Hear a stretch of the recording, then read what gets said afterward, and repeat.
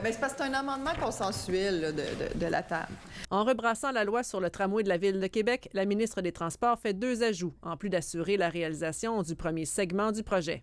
Soit la réalisation d'un projet de tramway entre le secteur Legendre et le secteur Charlesbourg, en passant par les pôles Sainte-Foy, Université Laval, Colline Parlementaire et Saint-Roch, incluant une antenne vers le secteur d'Estimauville et d'un service rapide par autobus ou minibus.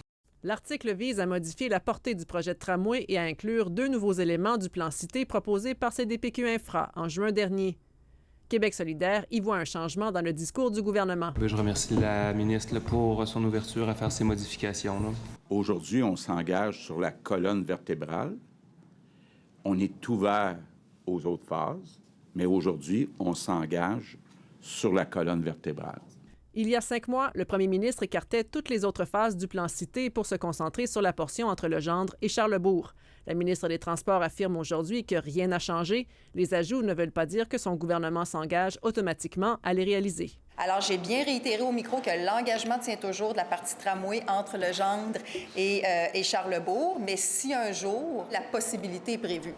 Qu'à cela ne tienne, les oppositions y voient une forme d'ouverture. Donc, on comprend que le gouvernement va plus loin que ce qu'il avait annoncé en juin. C'est une bonne nouvelle pour la Ville de Québec. La Ville, c'est ce qu'il souhaitait.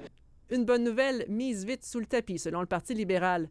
La ministre Guilbeault avait convoqué la presse ce matin pour donner des nouvelles du projet de troisième lien, alors que 23 fournisseurs ont répondu à son appel d'intérêt. Ce n'est pas la première fois, c'est une habituée aux conférences de presse. Il peut parler la veille du tramway, mais 24 heures plus tard, il est obligé de parler du troisième lien. Et c'est pour cela qu'aujourd'hui, moi, je qualifie sa sortie d'une très bonne opération marketing. Le maire de Québec voit dans les amendements adoptés une occasion de planifier le développement de la mobilité au-delà de la première phase du tramway. La prochaine étape est prévue d'ici le 15 décembre. Québec et CDPQ Infra doivent signer une entente finale pour la réalisation du projet. Ici Louise Boisvert, Radio-Canada, Québec.